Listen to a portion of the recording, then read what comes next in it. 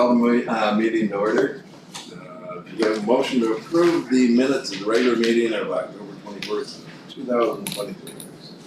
So moved. Second? Second. All those in favor signify by saying aye. Aye. Opposed, same sign. Motion carries. Flo,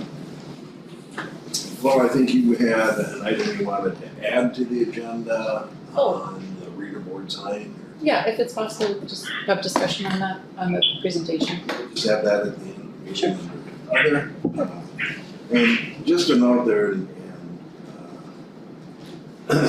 any board member can add any agenda item as long as it's timely before that. So, there's some confusion, but we can do that, but board members have the right to put anything on the agenda at any time, so. Okay. We just wanna make sure that we get them in timely before the deadlines. Right. That. Then we need a motion to approve the vouchers totaling $278,400. Can you hear the boardroom at all? Can you hear me? Yep. No, I can't. Yeah. We can hear you, I can't hear the board though. Terry? We're on mute there yet. Terry Stroh, can you hear us? Yeah, I was just gonna say that it's probably likely that they'll unmute us when it's time. Go ahead and talk about us. Yeah, go ahead, there you go. Tom Shaw, can you hear us? Oh. Did you unmute this? There we go. Alright, so. All right, can you hear us now? All right, Mr. Chairman, okay, we're done talking about. so moved. Okay, we have a motion to approve the airport vouchers. Do we have a second? Do we have a second? Second. We have a motion and second. All those in favor signify by saying aye. Aye. Opposed, same sign. Aye. We have the individual vouchers. Item 3, we go A through N. Are there any of the individual vouchers that anybody would like to pull off and discuss? A through N? A through N. If not. KL. Just one Yep. comment. And Terry, you're here, so, not a big deal, but like, so the Veterans Day write up on the website and we're charged, it's just like a grouping charge and it's $3,700. And I know like Joan's the one who did all the work to fund the veteran, who was a veteran, and the write up was just, like, it was great and I'm glad it was on the website, but it was like 20 words. I'm just, Well, but that's not part of these vouchers. oh, that's not, I thought that was, I thought that was So the section, the voucher for, or the invoice for the public relations section for 3,700 is all of those things. Yep. Totaling that. mm-hmm, So it's the meeting, there was meetings with the city of Fargo, the Sunflower Program information, September record release, the Veterans Day website write-up, and then media monitoring all the way to figure out that $3,700 total. So it wasn't just the Veterans Day post. right, so, so we had a question last time too, I think, about, like the Flint advertising or, promoting Flint. And then when it's put in a combo like this, then you can't say, well, it was $1,000 or it was $20, or, so it would just be helpful if it was A little more detail. a little bit more A little detailed. more broken Yeah, down, and I don't believe I have the breakout specifically of it, but I can pass that along to Jody McKelsey, who couldn't be here today, but I can certainly pass that along. so I appreciate you getting the recognizing the veterans, and thank you, Joan, for digging through the files and figuring out who all our veterans were, and, but it was, And a it lot was of really that- short, so. Yeah, and a lot of that is just the, the time and the back and forth of all of those things kind of coming together is what that 3,700 is comprised of. Just,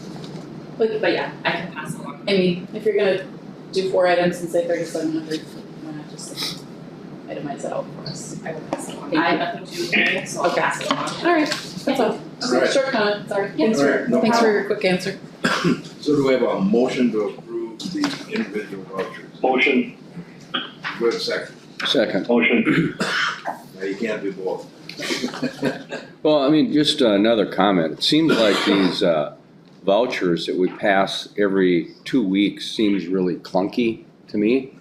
And I think it would, again, I know this is the way we've always done it, but I think we approve kind of a budget, and we've approved different budgets for different things. And to some degree, if these are consistent with those budgets, you know, I don't know if we need to bring them up, but it's like, if it's something that staff sees this is out of the ordinary or something that's unique, then I think it would be good to talk about. But I just get the feeling that things get lost in here and we're just, so, In an audit, our auditors want to say, okay, where did the board approve that? they want us to approve everything. And they want us to see where, They they have to want see us the to show where, So it's an audit here's trail. where it was. And I have no problem with that, but I think there's kind of, the board, and I guess I'm a little curious that the board needs to approve every single expenditure. Is that what the auditor's saying? Same as the city does it, yeah, it's. What's that? The government, yeah, that. Well, There has to be an audit. And- we did have discussion that didn't go anywhere of a consent agenda, where we would have Yeah. this all on the consent agenda and Well- vote on the consent agenda. Well, and- Like we treat the vouchers. Any board member can pull anything off consent at any time. Yeah, I think we should do something more like that. We can still take a vote on everything, but it would seem to me, we wanna know what's important, what's not important, rather than having, 30 things itemized here. I don't know, that, But also if something is a little, higher than we expect. For instance, Exactly, exactly. I was looking at the Flint, things because we just had it was in the 40,000 range last month too, or at the last meeting as well, so. so that's maybe part of what we need to know, are any of these vouchers out of the ordinary? I can certainly go back and look at, what items we could put on a consent agenda. Change that process. Anyway, Have to change the bylaw to do that. Well, the consent agenda, certainly we would want to take a look at the bylaws, but consent agenda isn't any different than a regular agenda, it's just voted on in total. It's just not mentioned in the bylaws. well, we've got council here. I That's mean, correct, that, and if to do that, to put it on the consent agenda, the bylaws would need to change, which I don't have them directly in front of me. The bylaws are silent. I would say there's two things. Probably the first thing is, what does the auditor want? What does it say that we have to do? And then second of all would be, how can we do that more efficiently? Before we jump into changing the bylaws. And then I think what we wanna know is, are there things that are out of the ordinary? And I don't think, if we look back to the city that did specifically talk about the consent agenda. The consent agenda is any different than anything on the regular. Anyone can pull it off and Yeah. discuss it, but otherwise, if you don't pull it off, That it's voted on in the group of items on the consent agenda. So Stacey, if you could take a look at that, that'd be great. Let us know. So now, we vote, John. No, All right. We've got a motion in the second on the individual vouchers. Everybody in favor signify by saying aye. Aye. Opposed, same sign. All right. Item number 4 is our September financial statements. I think we've got those wonderful long statements there. Sean, if you could just walk us quickly through exceptions within the financials. These are through September, so the 9th month of the year, 9 out of 12 months now reporting. It appears that we're running hot on the budget, above budget by about 5.5 million. We will quickly just summarize where that is, and as I continue to look at budgets, it is important to understand how we're running over budget. As I think our year would all be on fire if we were running 5.5 below budget revenues. So as we look at this, it does call into question and to recap this. With this type of significant deviation in budget, it may cause us to go back and relook at 2024 forecasts if we're seeing these type of deviations from our current budget. John, can you just quickly pick it up? I noticed there were additional revenues that have come in and run the episode expenses. Yeah, so the main thing is, we've talked before, is the COVID grants. Any day now, we're gonna get another 9.8 million in our first development addendum drawdown. So COVID grants is one that's running ahead, 3.3 million. Interest is obviously tracking significantly ahead of what was budgeted back in 2022 for 2023. Interest rates have gone up, we're getting over 5% now, where when the budget was put together was 2.3, 2.4. Fargo debt center income is up significantly. You can see it's tracking about 225,000 per case. Car rental revenue continues to surpass what the expectations were when the budget was put together. And those are really your outliers. The restaurant gift shop revenue up, and then parking revenue is about 1.8 million, 1.5 million ahead of where we're at. But primarily it's in your budget. And once we're done with those, the budgets will straighten out. A little bit more predictable. I think you kind of hit on things. We get some one-time adjustments from the COVID and the CARES grants. But when we start seeing additional revenues coming in from parking, and additional revenues from rental, that says to me we need to take a look at 2024 and again see what our projections are going forward.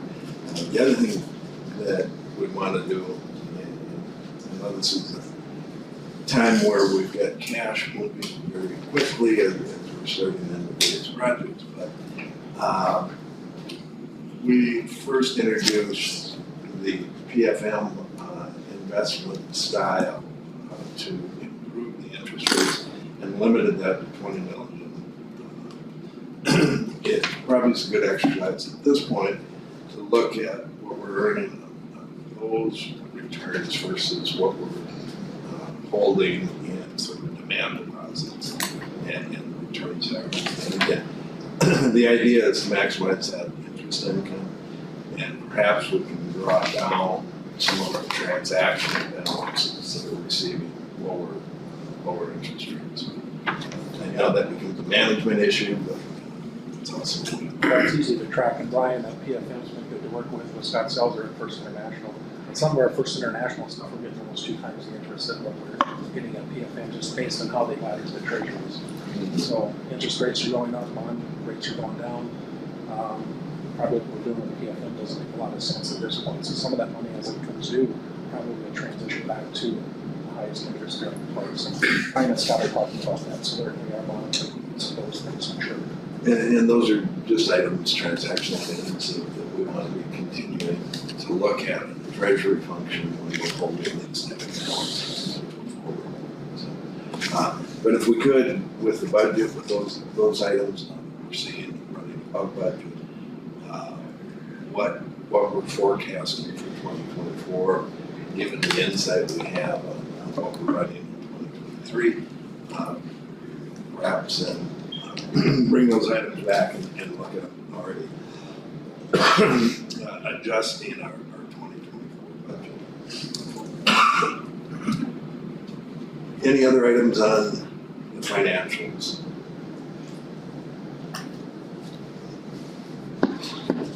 All right, we have a motion to receive and file the financial statements.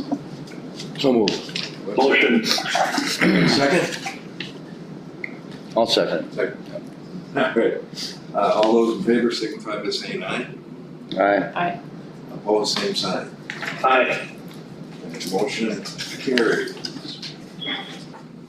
Item number 5, we got an update from Pro Resources. We didn't receive any back information to this. Yes, no, okay, so good morning, as you guys know, I'm Megan from Pro Resources, the HR manager here for the airport. So 2 discussion points today, performance reviews and then employee recognition, so we'll start with the reviews since that's what's on the agenda. Just to let some of you guys know the backstory, we've had some previous discussions on their current practice, which is receiving daily feedback. And then I also shared that exit interviews in the past showed no feedback regarding employees wanting more structured performance reviews. As you had mentioned at our last meeting, I did share an HR article with you. It's called Performance Reviews Don't Actually Assess Your Performance. It is from an HR professional who is quote unquote keeping it real, and is willing to show the workplace how the norm is changing with the new generations. That research showed that performance reviews don't always assess your performance. They're riddled with unconscious bias. And reviews can cost millions in companies in terms of hours lost for very little return. That same article also had a couple stats. 90% of HR professionals say reviews don't actually provide accurate results. 58% of executives say reviews don't drive success. And 14% of employees say reviews inspire them to improve their performance. Employees also say that reviews can bring up feelings of anxiety, fear, and contribute to their overall stress at work. I did have the opportunity to meet with just a quick 10-minute phone call with 3 of the supervisors here at the airport, just to kind of get their input since this change would ultimately impact their roles. In no particular order, and if you guys are here, feel free if I misspoke on your behalf. We do have one supervisor that meets with employees at year end. They have corrective action throughout the year and discuss that immediately, and it is documented. If action is not corrected, it is brought up to Sean and Darren. Employees have a 1-year probation period with constant feedback. If there are any issues, employment would end, and it has never come to that point. Another one said immediate feedback is effective. It's nice to get feedback both ways in a more structured format, so in a performance review, they feel like that'd be more structured. Their employees in their department move up the step increase faster than the annual review process would allow them to. And attendance and work ethic can move them up on this step increase even faster. Another one said dealing with performance issues all the time, verbal warnings, formal write-ups, and then go up to Sean. A lot can happen in 3/4 of the year that could be good. The last 1/4 of the year could be bad, but you remember the bad when you're writing a review, which could have that unfair bias soaking in. And there is no current advancement for those employees in that particular department. They're all already maxed out.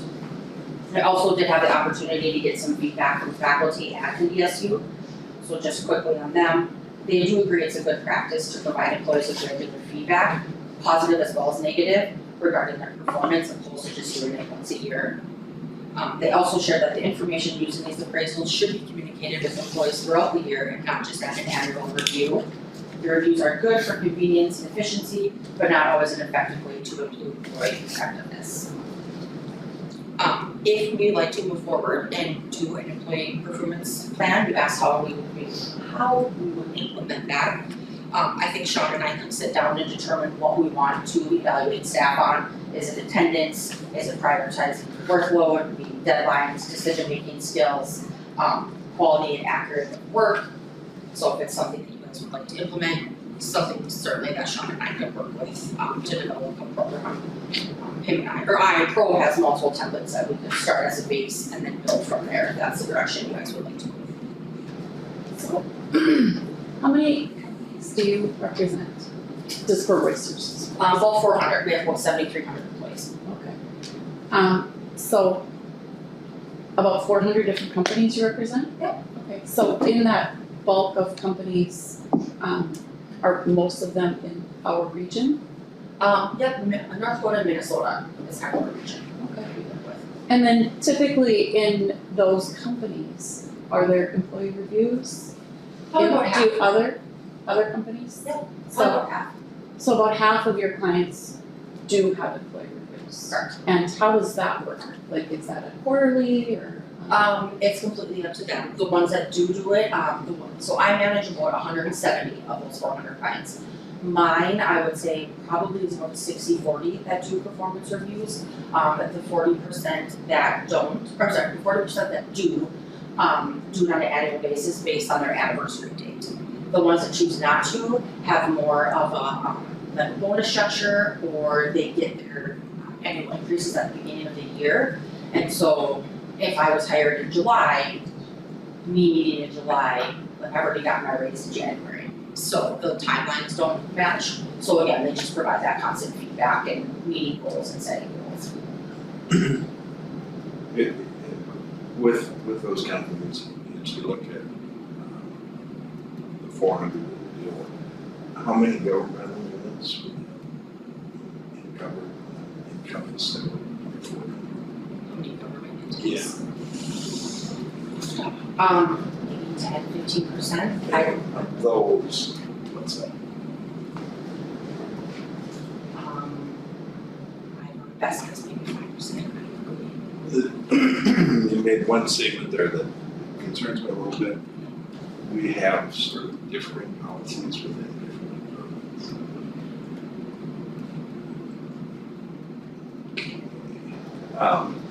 So, I mean, so as a business owner myself, we implement employee reviews. And I think, and it's not a government entity, so it's a different deal. But I think it's, it protects the company and it protects the employee. Sometimes there's management changes. So it's nice to have a file, you know, where maybe one manager can't get rid of somebody because they may have a personal conflict or something. So it protects the employee, but also protects the employer if somebody's maybe, you know, always late, so then they have an opportunity to work on it, and, you know, address that situation. So I think it's kind of good for both the employee and the employer, in my experience. And on your point of attendance, I would say that that's probably something that's addressed immediately, because you have someone that's consistently showing up to work late or leaving early, or whatever the case may be, you're not gonna wait till their annual review, you're gonna address it immediately and continue to address it until the action is improved. And do you have any concern as a HR manager here that we have differential systems within our organization? From what I was told, the current practices in place are what the city of Fargo had kind of, like you guys had done, what they had done, so that's not correct. We didn't do reviews even when we were paying the city to get access. And I don't know if it's written, I just know they meet with them. You're probably talking about is the fire department, so they carry over some stuff from the National Guard days. Correct. It's a carryover from when we were National Guard members, they just kept that template in place at the guard with our firefighters. So different regiment with them. Yeah, I get uncomfortable when we have different systems with the same employees. Do you think it would be effective to have like an employee self-review versus the manager doing it? I mean, that way the employee can evaluate themselves and then, you know, if they say that not efficient in something, then that's something to talk about, or if they think they're 5 out of 5 stars, but maybe the supervisor feels like opposite. I guess I'm a little concerned to kind of throw one article out there on the basis that employee reviews don't work. We could also put hundreds of articles out there. Absolutely. And the most important part of it is to use it as a development tool, not a stick. Sure. So, done properly and done in the right environment, very effective. The assumption that we operate under with the payroll system is each year as people spend time on the job, they become more proficient, more skilled, and that qualifies for that step increase. Underlying all that is how is everybody perceiving that as management? seeing that is the employees. And again, yes, in a negative environment, performance reviews can be kind of a pain in the butt, but used positively, and again, tied back to this is what progresses you through that. And if you said one department was maxed out in the scales, that performance review is time to communicate that.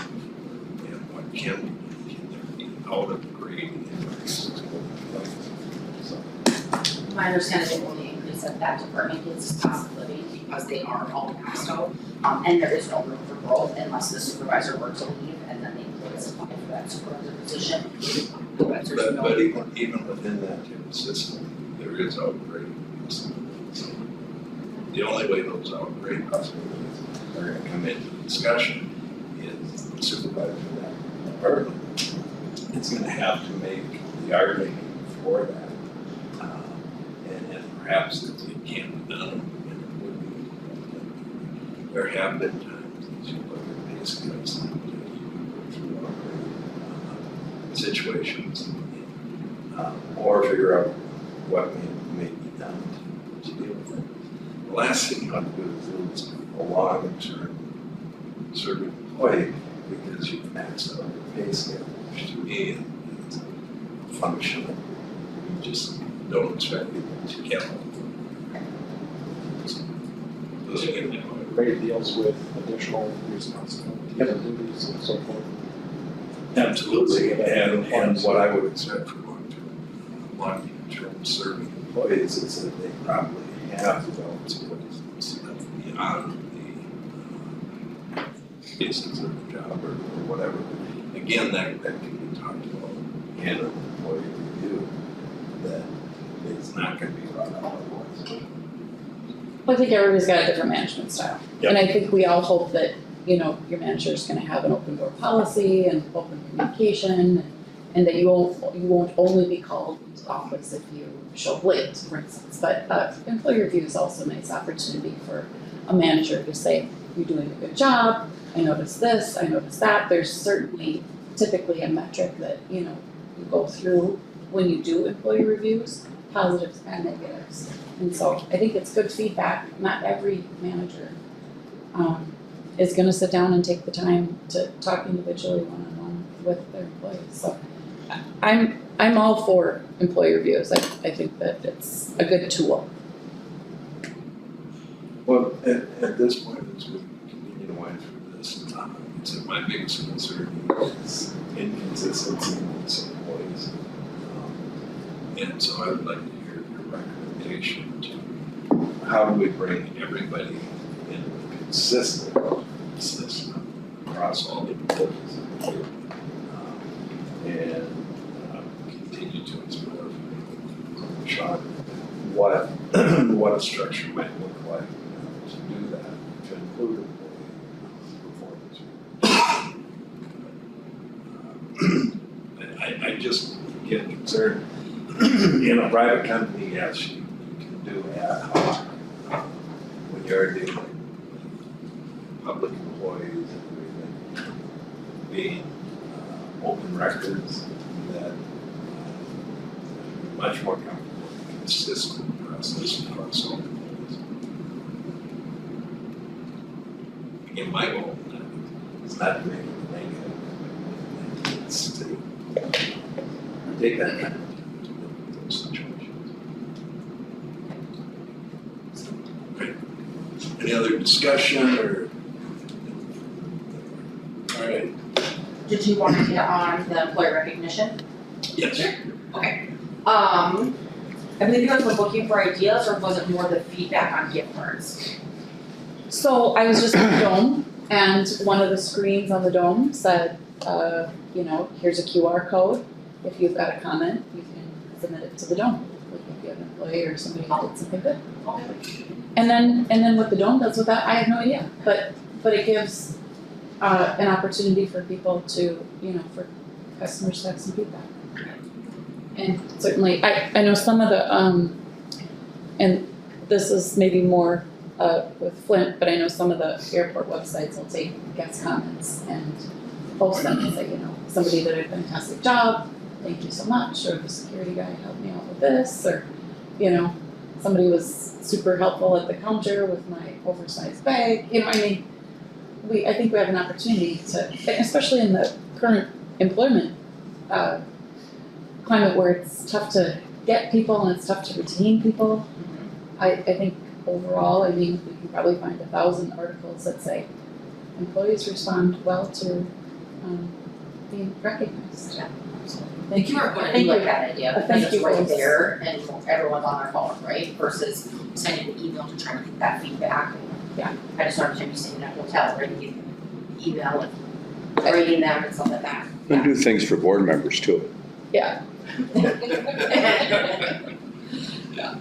I just took a picture when I was at the Dome. I can't remember if it was the football game or concert or something, but I just thought, oh, what an easy way to do it, you know? I know there was some discussion on gift cards and how that would be taxable to their income. I'm no tax expert, but just my previous employer, I worked at a nonprofit, so that was a big thing, was employee recognition. From my experience, what I like, if you have a gift card to like Subway, that might not need to be taxed because you know I can only go there and buy a sandwich with it, there's no cash value. But if I got like a Visa gift card with X amount of dollars, that's a little harder to control how I spend it. Plus some cards can be cashed out, so then there is a cash value to that. And last, if it's like a $25 one-time thing, it's viewed as de minimis, so it doesn't need to be taxed. But once you receive 2, 3, 4, 5 of those a year, that should be considered income and those should be taxed on your paychecks. So, in theory, they're a great idea. Again, I'm not a tax expert. That's just my previous experience with them. But if that's something you guys are thinking about as well, just know that if it gets to a certain dollar amount, they should be taxed on their income for those. I know like at Delta, they give a $10 gift card to Starbucks. And it's not a big expense, but it's so appreciated. Right. Here's what was at the Dome. It's a staff shout out that was on the screen. It says nominate a staff member today for the Excellence in Service Award. Going above and beyond, treating all guests the way they want to be treated, giving guests the ultimate experience, having professional positive attitude. Scan the QR code or stop by guest services located in section 1 to submit your nomination. Your experience at the Fargo Dome is what matters most to us. Yes. Very cool. Yeah, I think we can figure out how to work with that. I'd hate to provide a gift card for $9.26 to have the taxes taken out. Everybody likes to be thanked. So. Yes, others, absolutely. All right, Okay, thank you. thank you. Thanks. All right, item number 6 is an update on parking garage. Gary? Hi, yeah, can you hear me? Yep. Can you guys hear me? Okay, Yes, great. we can. Darren, I need to share the screen. I just, want a brief, update. Let me know when I can do that. Basically, we're, on track. The idea was You're good to go to, to share. get, okay,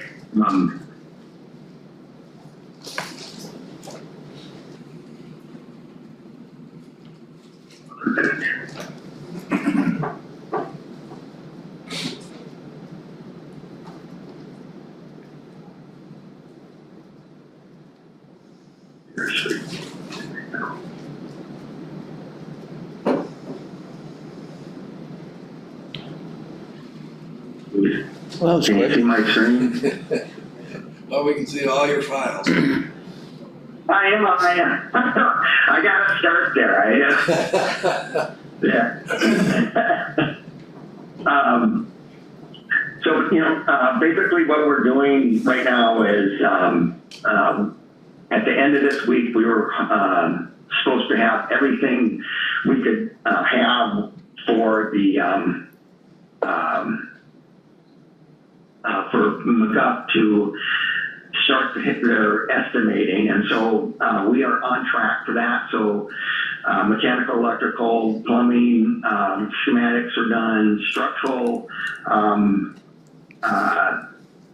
foundation work was completed. Our Revit model for the actual precast building is complete from the standpoint of at least on a schematic level or even farther probably.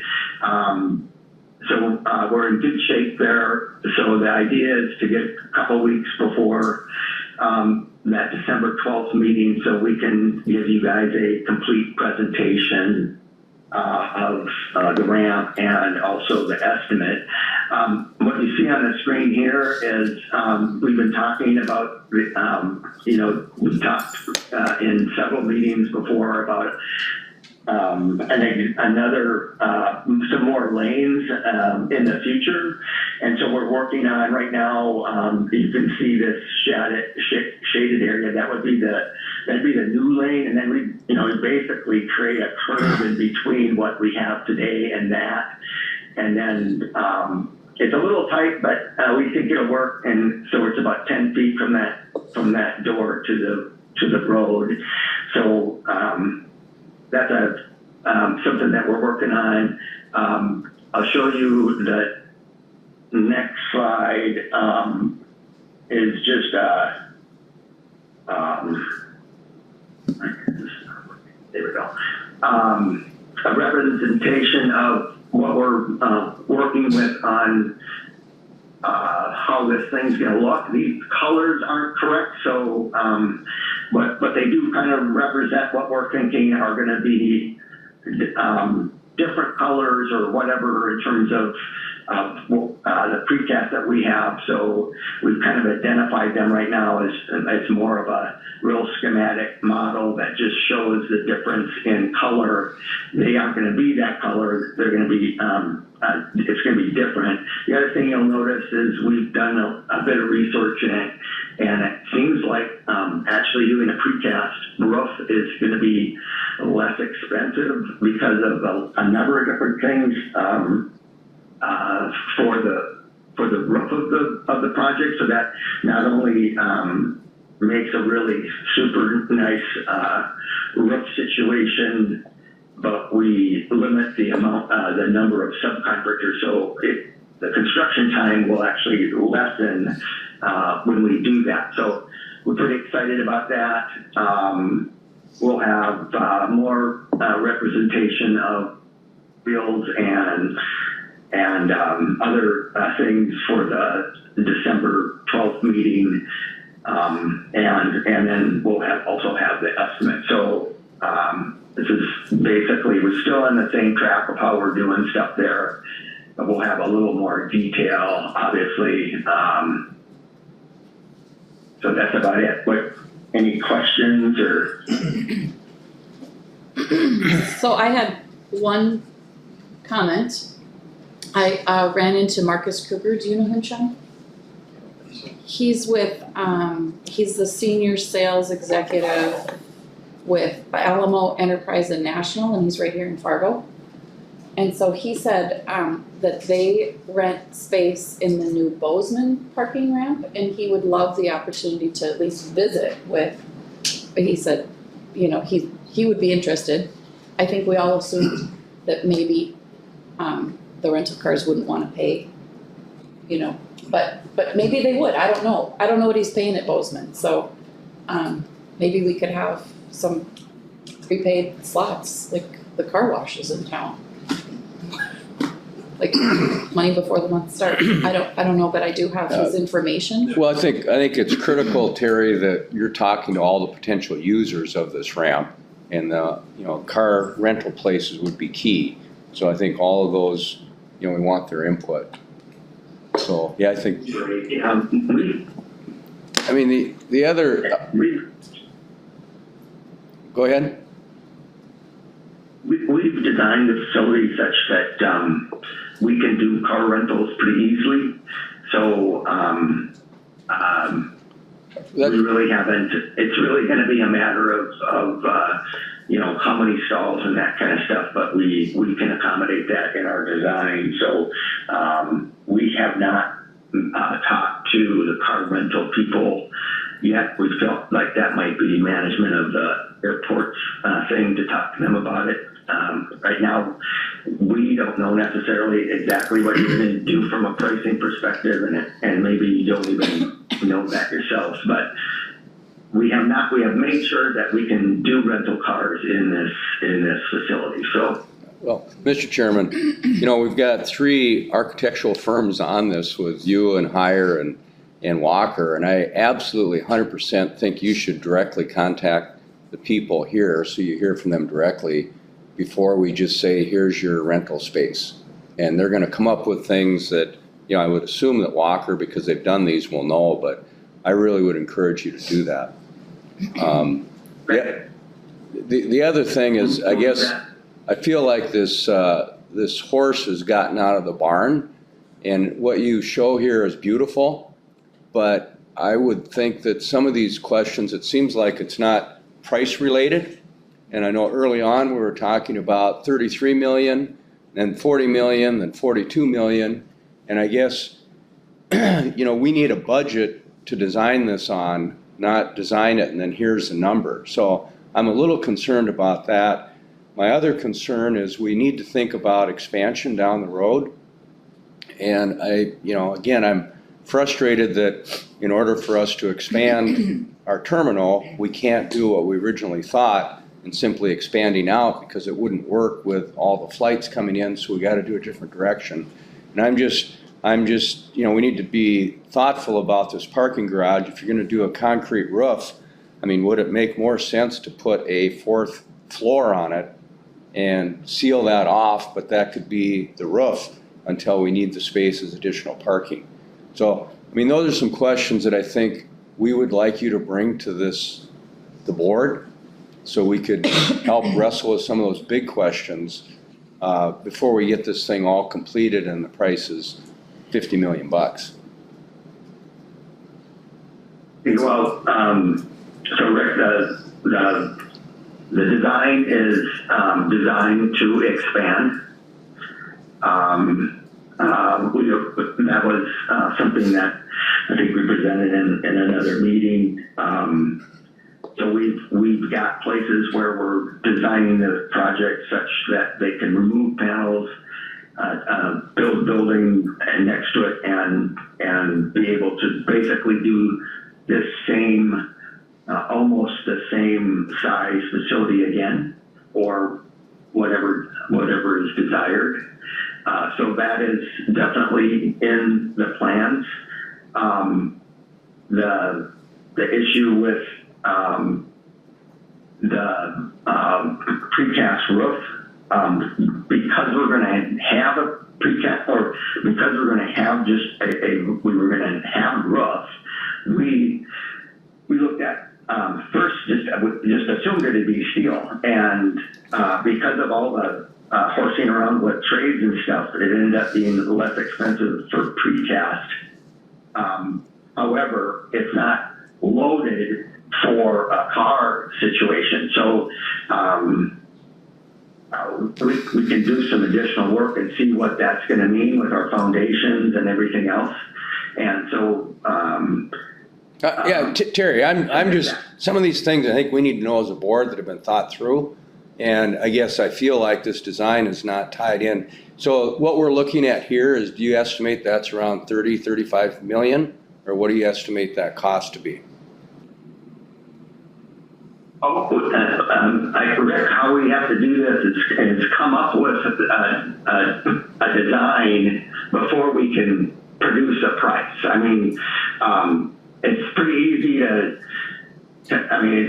we could have just said, we got X amount of dollars, but we would have still had to gone through this whole process to see if it would match. So the idea, just like the airport, is they came up with a design and then tweaked it. So that's what we're looking at, is trying to do it as least expensive as we can, and then we'll have, again, options to value engineer it when we present the price to you. Well, I just, I guess my concern, Work first. my concern all along, I don't want to extend this discussion, but we have not made the decision on the parking ramp. I think that's been clear, and we're still waiting to get the numbers on that. and hopefully we'll get those. But, you know, depending on what comes back from them, we're gonna have a number, which will either say, no, we can't do the parking ramp, or here's how much money we have for the parking ramp. So, you know, I think I've cautioned everyone on your part is we need to complete that before we get too far down the road on this. And again, That's exactly why we're doing schematic design, that's all we're doing. So it's 15% of the fee, so that's where we're at. All right, any other discussion? Terry, I guess the directive here informally from the board is that you, the design group would have conversations with the rental car to see if they're interested, what they might be interested in, if there's anything. You say you designed that into it. And I think the other side of it that we're missing is we should have SP Plus then, as part of the pricing, also have discussions with the rental car people. Give them the Yeah, SP Plus has been in all of our meetings, so yeah, So, for sure.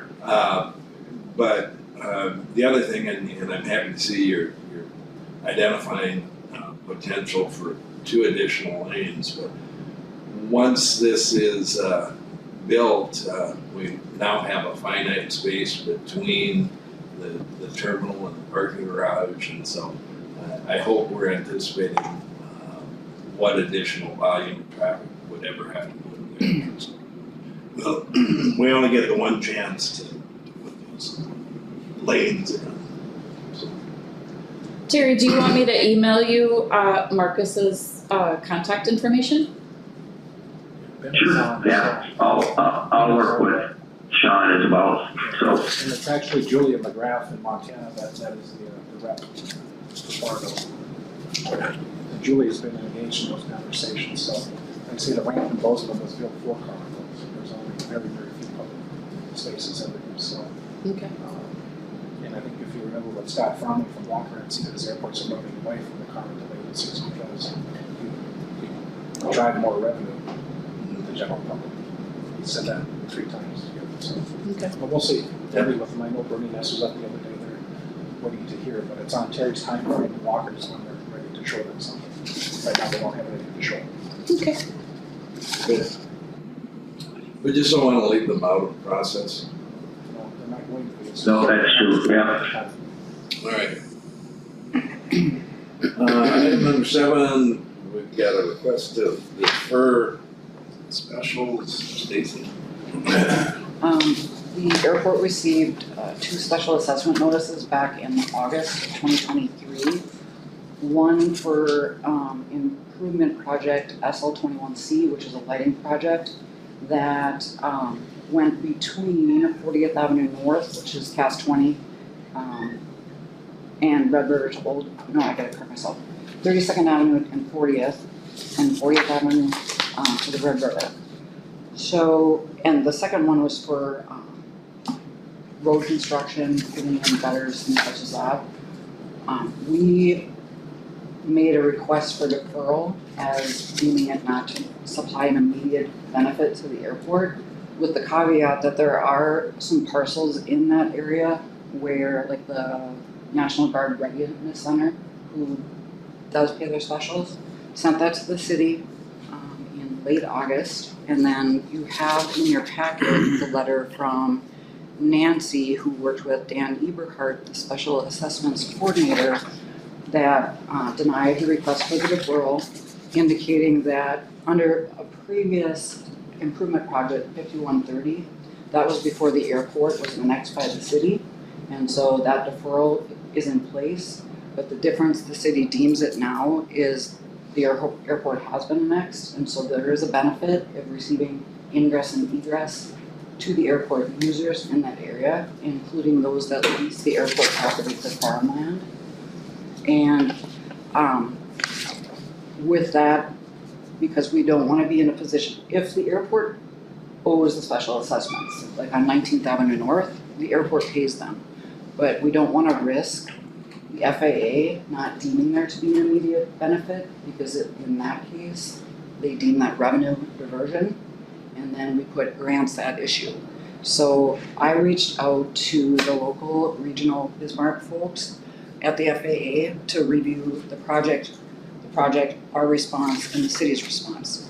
So that's under review, and originally had been set for the November 20 meeting. And because we don't have that response yet, the city has agreed to move it to the December 18 meeting so we can get the response from the FAA. Let me know if I missed anything. No, that's fine. Like I said, the streetlight portion that's on 40th Avenue North. Doesn't go quite far enough. Yeah, sorry. Shop one behind That's the one that's 800,000?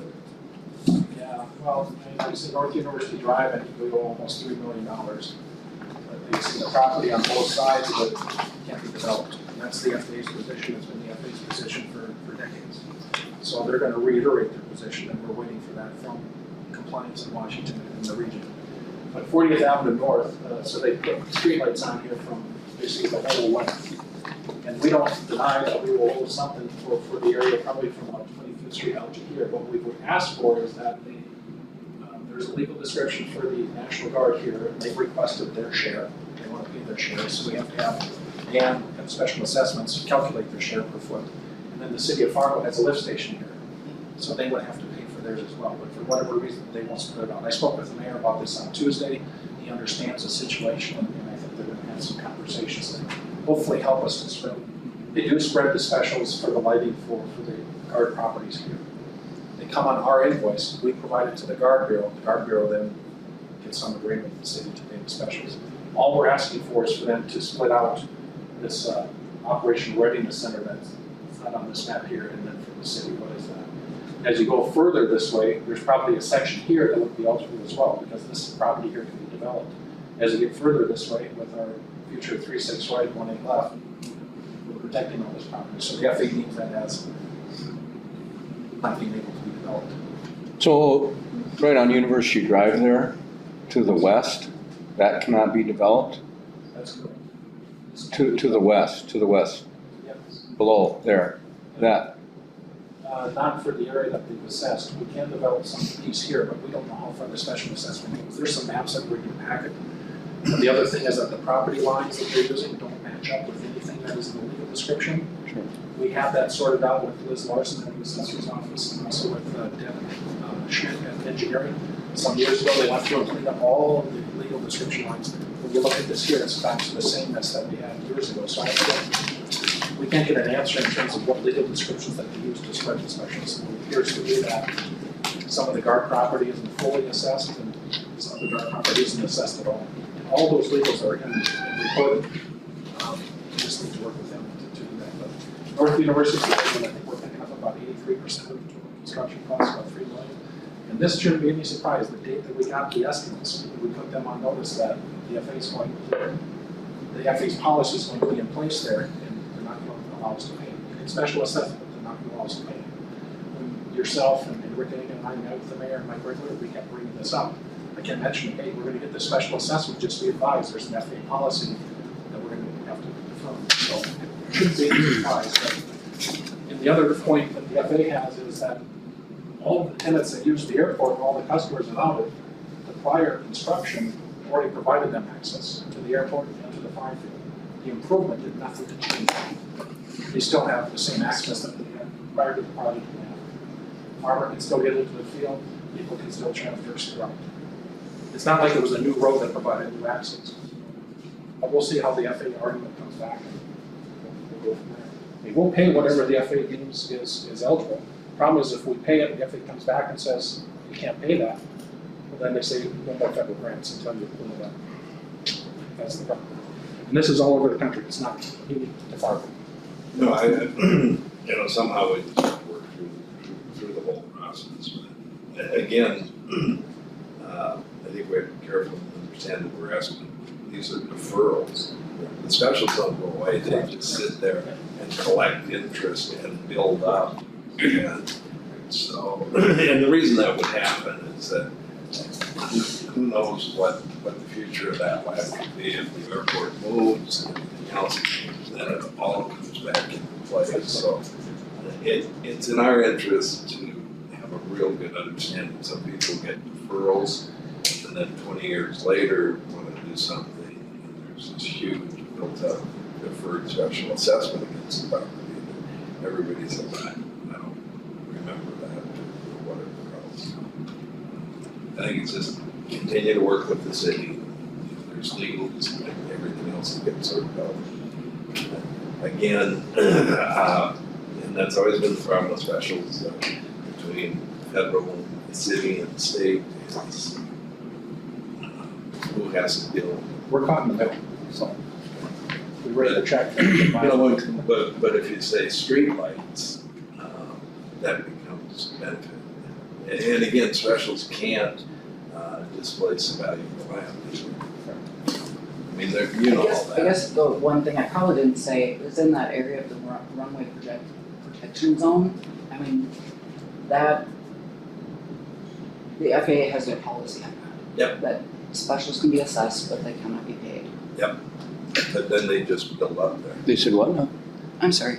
Well, so in that runway protection zone, that, that needs to be protected, so it can't be built upon. The yellow and the orange there. You're talking about, Yes. you're talking about this area here, if we extend to south. Well, I think, Mr. Chairman, one of the things we need to think about, I think we've got like 3,000 acres that the airport has. And, you know, we're gonna update the long-term master plan, but I would say we should maybe bring someone in that can kind of look at this. And obviously, there's been tremendous development up here with Amazon and everything that's gone on, I guess. Yeah, keep going. That was Yeah.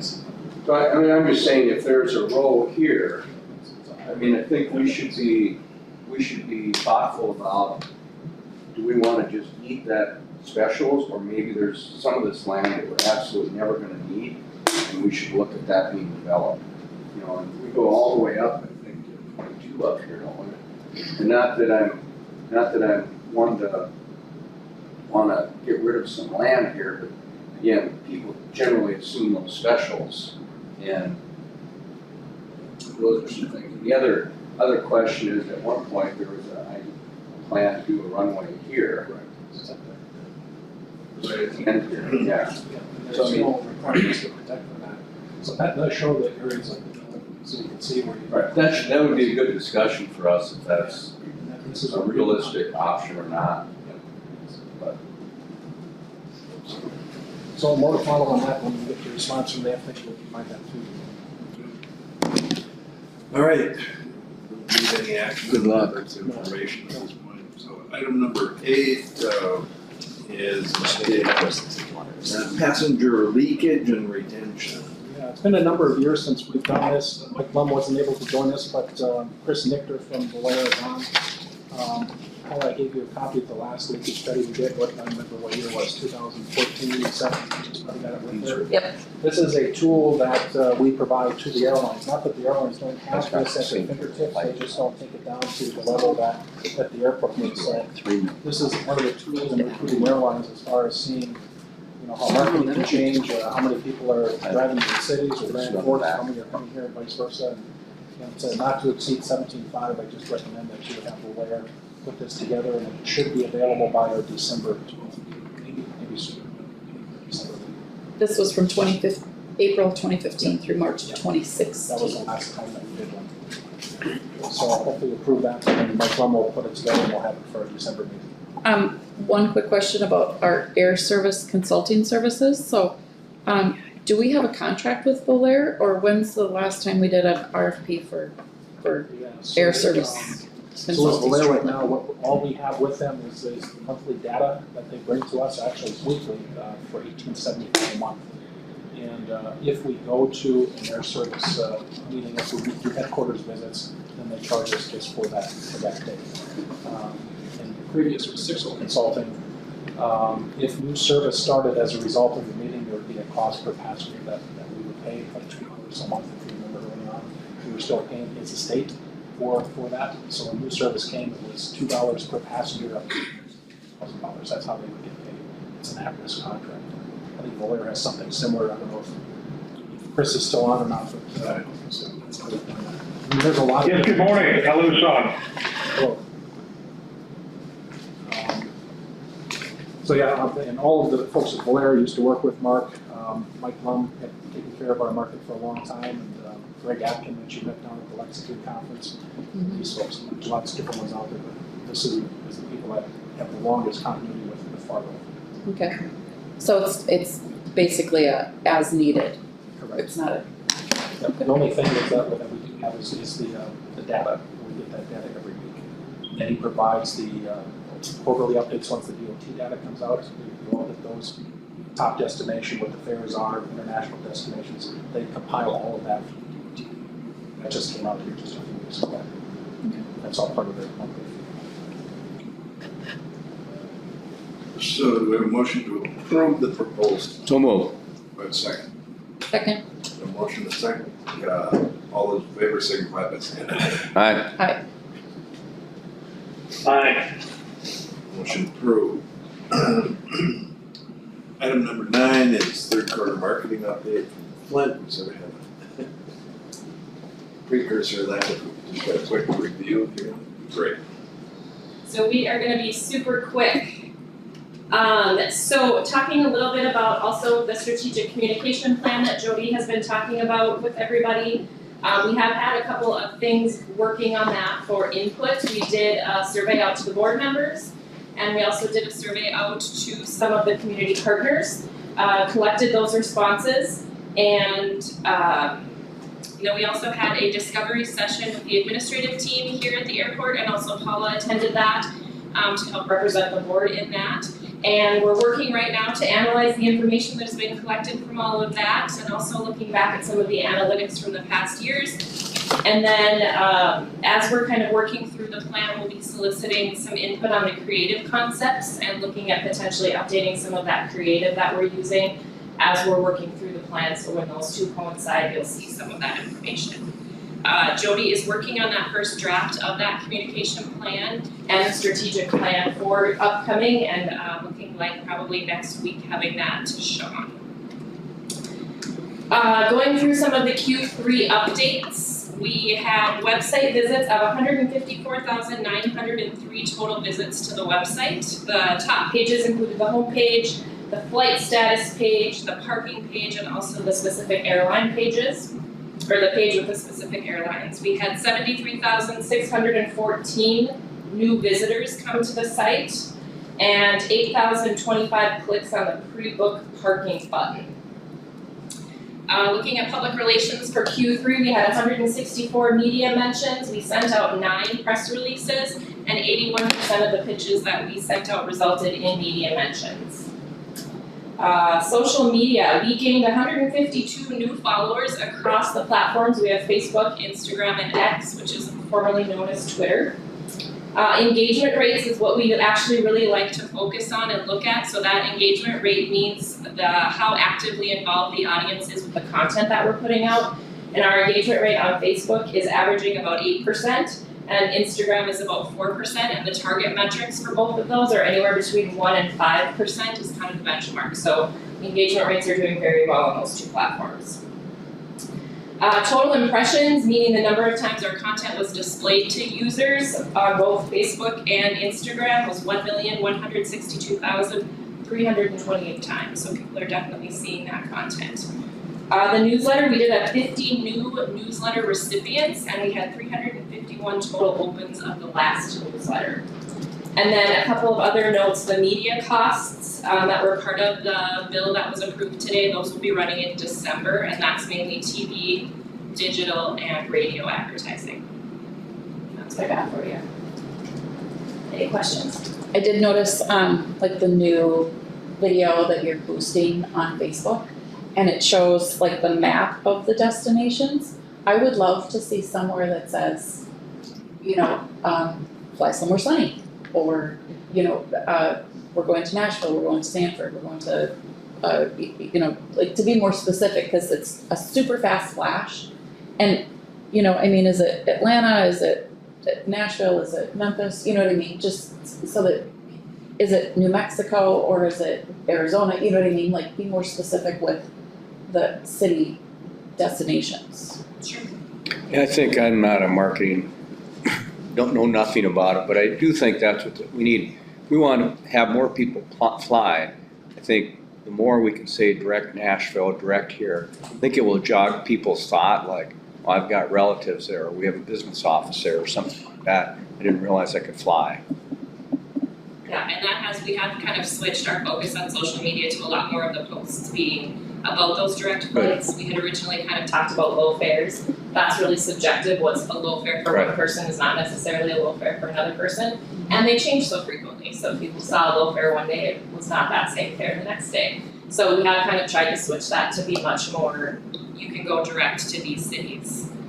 So that is a bit more of the focus. So I've seen on some of the social media sites of other airports in North Dakota, like they're putting like, it's cold, it's snowy, you know, like the weather report. Like you can go to Vegas for a weekend, you can go somewhere sunny for a weekend, you know. And you'll see a bit more of that coming up now as the weather starts to get colder. I know the December calendar is getting put together right now, and there's a few of those posts about. We need to advertise in Vegas. You can come and enjoy the snow for a If weekend. you're too hot. Yeah. Yeah. I'm snowmobiling. Yeah. And for Phoenix, to go to Mesa and Phoenix Sky Harbor is huge because we have so many people that go to Phoenix. I know like my parents do not want to drive from Mesa to Phoenix to Disneyland. So, you know, it's Well, that sounds like a personal issue. I You should be agree. nicer to your I parents. agree. But, you know, I mean, that could be a selling point. Yeah. That people know. Yeah, deal with absolutes. It's 60 degrees warmer and you could be there in 4 hours. Yes. You know, two destinations in Phoenix, you know, Right, it's right. more convenient for Be you. I marketing don't to know. Edmonton. Yeah. Down Thank you. there, it's like, yeah, we tried snowmobile. So, thank you, thank you. Alright, you have a motion just to receive and file that report. So move. Second, Second. all in favor, signify by saying aye. Aye. Aye. Motion approved. Alright, Aye. You've got Do you want me a to stand there? So- presentation. Oh, Sure, however I you wanna promise do I'll that. make it super quick, Alright, and Darren's gonna help me.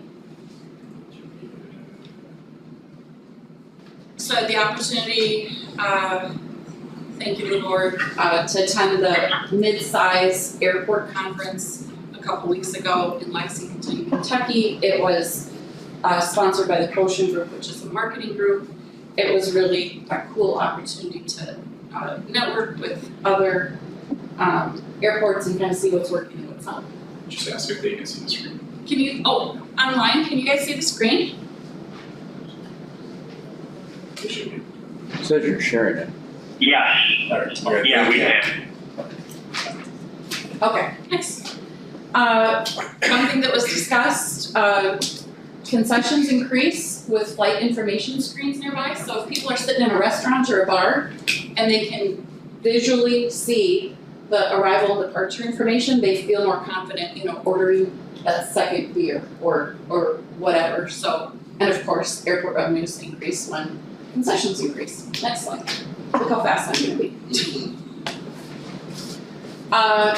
This was something that I first heard about at the Bismarck conference. Williston's doing it. They, and now other mid-sized airports are, the airport themselves are actually hiring the baggage handlers. And so instead of it being American or United or Delta, and people always think that it's Hector's fault if the bags are slow, and we're like, hey, it's Americans, it's whatever. So, more consistent baggage times. Many airlines need to utilize one employee doing multiple tasks, which results in slower baggage times.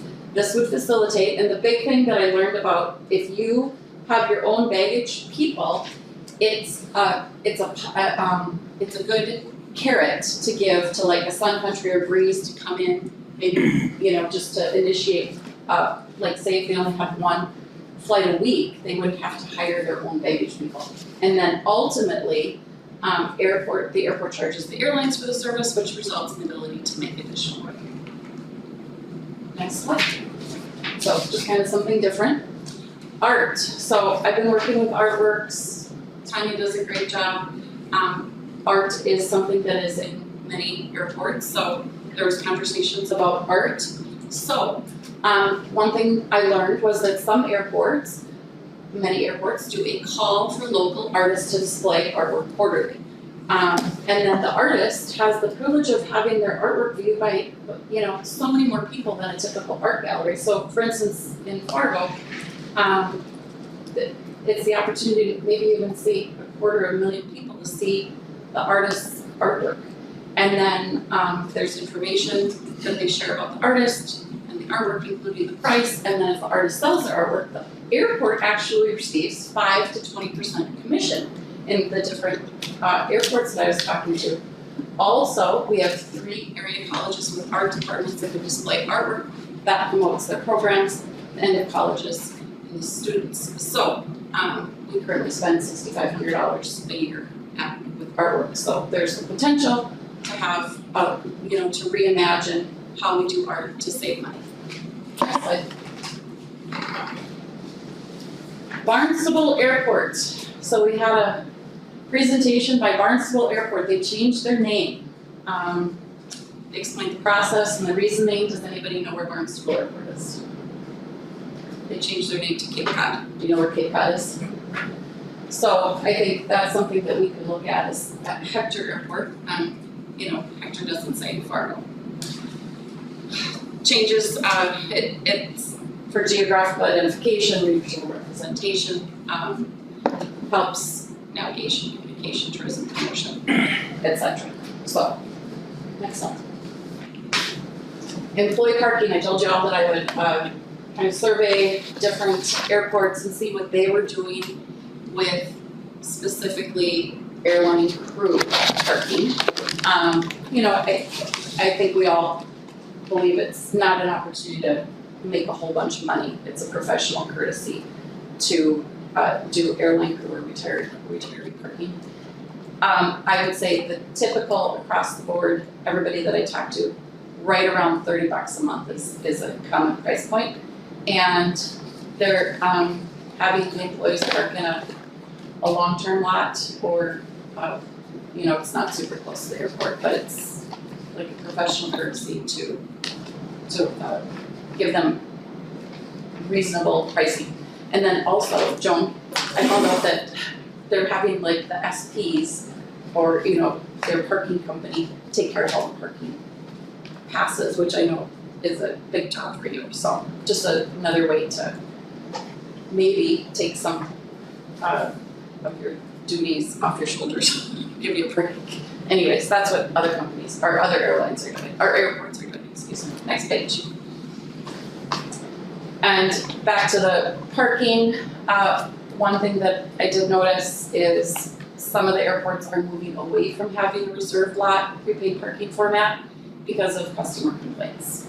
Kind of following the less is more, less details, less to follow up on. I think that there was a fair amount of complaints when we saw that parking survey regarding reserved parking or the prepaid format. Next slide. Okay, this was a fun one. So the Asheville, North Carolina airport hosts every year a 5K fun run. Yes, they have it on the airfield in a safe area.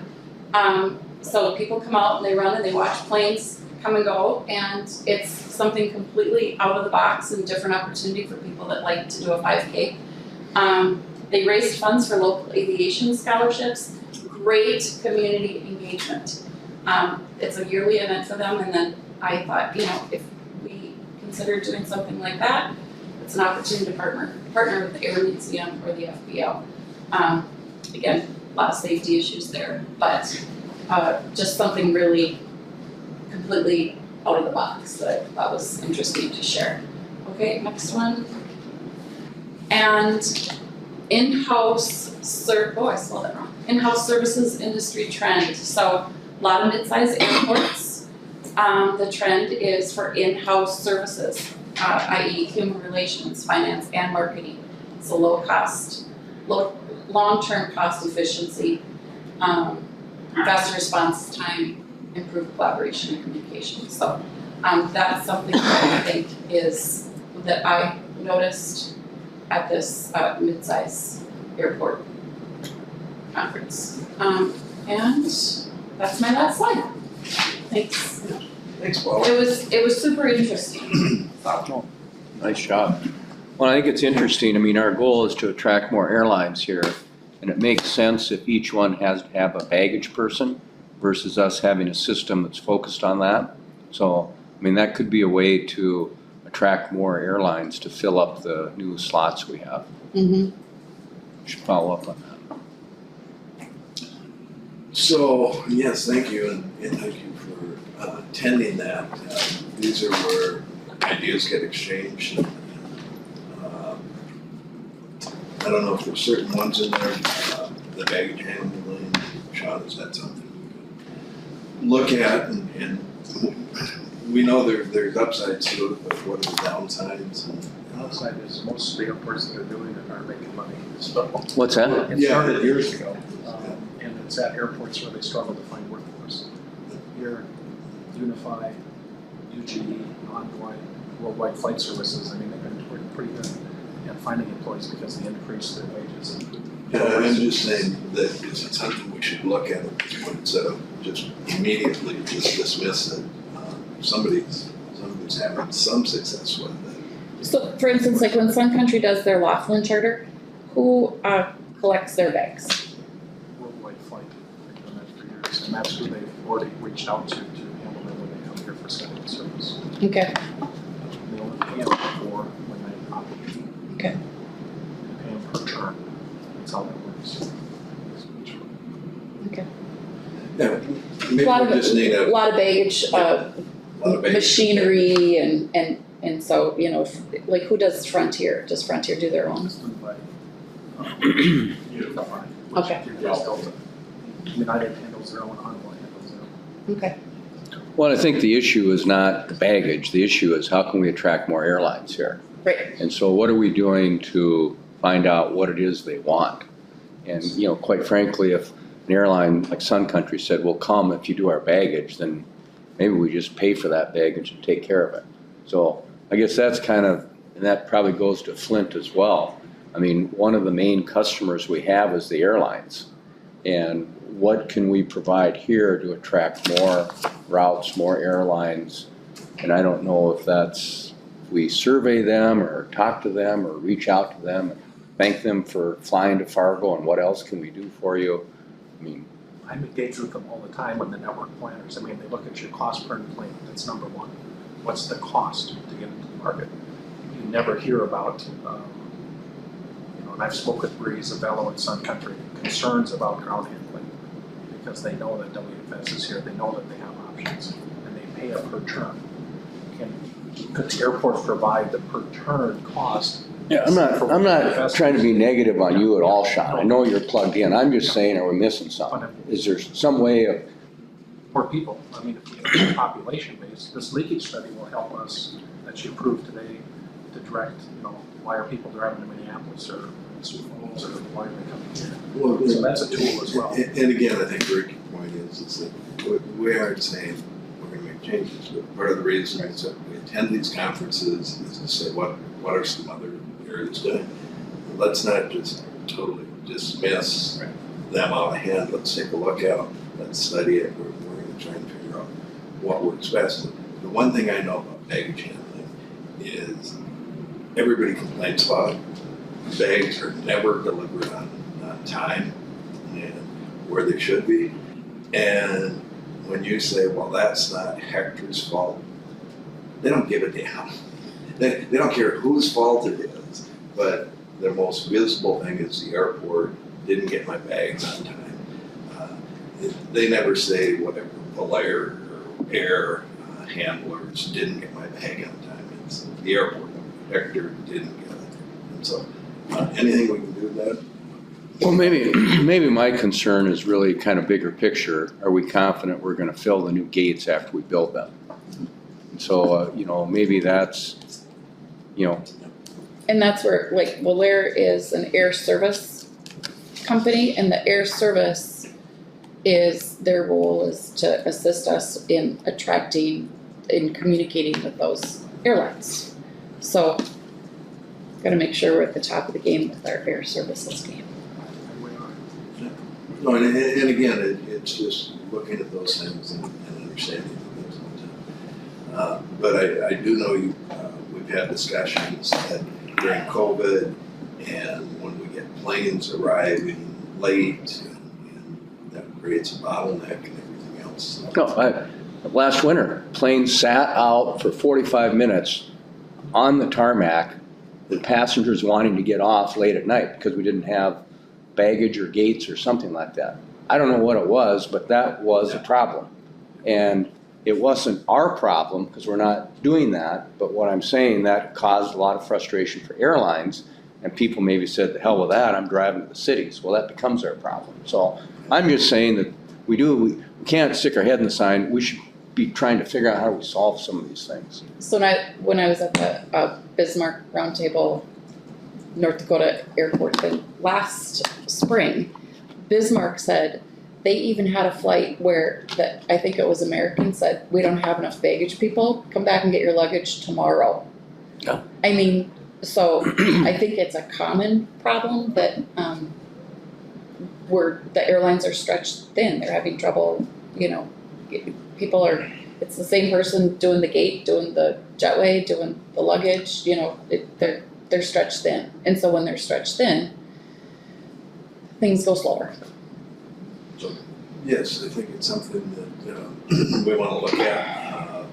What caused that last winter? You remember, you know what I'm talking They about? staff for basically to work one aircraft at a time. So if there's irregular operations, which do happen from time to time, they're concentrating on getting the aircraft at the gate, either deplaned or boarded and then fueled, replaned, whichever the situation is, and pushed off to bring the next aircraft up. There's situations where, I think it was the Phoenix flight last year, they had a huge block time, but the flight would always come in half hour, 40 minutes early. Well, they're working another Chicago flight, and they came in early. So that's an issue between the ground handler and the airline in terms of how they time that flight's arrival. And that's what was happening. Same with Frontier. Sometimes they had a long block time, so okay, you're supposed to arrive at 2 o'clock. They show up at 1:30. Well, the Unified people are working a Delta flight or something else. It's just how that works. So that's in the staffing and the timing that we're planning in terms of what time the aircraft's going to get here. We flew to Chicago. When I went there on Monday, we got put in the box because we were 20 minutes early. There was no gate for us. I was at Chicago on Monday. It happens everywhere. I said Minneapolis for an hour. We got hundreds of Right, but how can we improve that here? That's my question. I mean, If the airlines run on time, that won't happen. right, but if if we have other gates open, are we just, Well, you gotta have trouble. They're gonna have You to gotta go have somebody to park it. and they won't abandon an aircraft that they're working to go park an aircraft. well, I think that's a problem. I don't have It the is. answer, We don't but- disagree with you. Yeah. but that should be a challenge for us to make Fargo a place where you get right to a gate. So, again, Yeah, very seldom customers don't care what caused it. They just blame whoever is the most readily available. And so, yes, I would hope that we would look for greater ways to do that. And Rick, to your point, perhaps that's something, Sean, you continually mention. It's cost.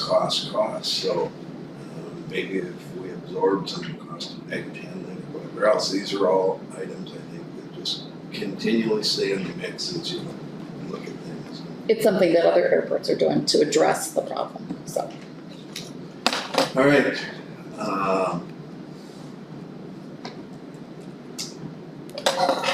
Do you want any formal action of this, or do you just want to continue the discussion, or? do we need any action on it? The only thing I would say is that if we want to just have a preliminary review of baggage handling and what that would do, we would certainly look for staff to take a look at that. Yeah, I guess I would like to know of all the airlines that are coming to Fargo, what can we do to improve service for them? What would be helpful? Get them here. And maybe baggage will come up, maybe other things will come up. I mean, I think that would be an important formal kind of survey from them. The biggest thing is the expansion is going to give us more gates right now with the moving back and forth of airplanes. When you look at the morning flight schedule, that's what's keeping some people out right now, is the time that they wanna operate this and making it available with them. So with the expansion, that's gonna keep them, it's gonna give Breeze an opportunity. If Breeze wants to operate, there's no gate available for them. So, and we can't tell them, well, come in at 1 o'clock, well, that's not how their banks work and their products work, so. Well, so this possibly, yeah, go back to item 8, the passenger leak and retention study, we would just be adding on to that as we look at how to improve going forward. And could that be accomplished with tweaking the flight schedule? Like encourage, do we have any influence at all? Okay. Zero. I mean, 5 minutes is a big deal. Mhm. You know, Yeah, there- there's that, the Allegiant advantage, I mean, if Allegiant gives her a schedule and she looks at it, and they got flights too close together, she'll tell them, we need at least, X number of minutes between flights. Mhm. I mean, they look at it, and then, they report it to their dispatch or schedule, we say, we can't operate flights this close together. But, okay, one's early, one's late, and they're on top of each other. Then you do regular ops or a mechanical or a weather situation in Dallas or Chicago. So the station managers themselves are looking at the schedule they're gonna bid on and provide a cost to, and they will bring up at that time, hey, tweak it 15 minutes, tweak it 30 minutes. Sometimes they get it, sometimes they don't, Okay, just because how the flight crews are scheduled, sure. Flight attendants and pilots are scheduled months in advance. And once it's locked, it's locked. Yeah. They deal with whatever comes. And in the winter, they have longer block times to take into consideration de-icing. But we still de-iced here on Monday morning, still got to Chicago. It's early, it's still sat in the penalty box because there's no gate. Mm-hmm. Well, again, I think we need to just be continually looking at this thing that I think we're gonna see with the advancement in data and also artificial intelligence, that we need to be on the same page as everybody and say, look, to improve this, because it's a frustration across the whole system. Part of it's communication. Yeah, I think we're going into a big construction period. It's gonna be frustrating for these airlines coming in and coming out. I just think we need to build our communications with them. The best thing you can do is ask them, how can we do our job better? And that doesn't mean we're not doing a great job. It's just that, yesterday in that discussion with, operations and controls, things come up. And so, All right, I think we've got some direction. Yeah. All right, item number 11, Bank North Dakota loan resolution. Tentatively had that submitted to the consent agenda of the city commission. What we're asking for from the city, as required by the Bank of North Dakota, is a resolution where the city says if the airport does not make payments on the Bank of North Dakota loan, that Bank of North Dakota can then call on the city and the city will make those payments either out of their own treasury or levy mills to cover those.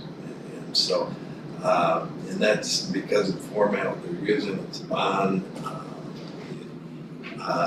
The city has asked that we not do that with the consent agenda, that we come to them and give them an update and what's our financial plan, what's it all look like. The likelihood of them ever having to meet that guarantee is very minimal, but it is a liability to the city to do that.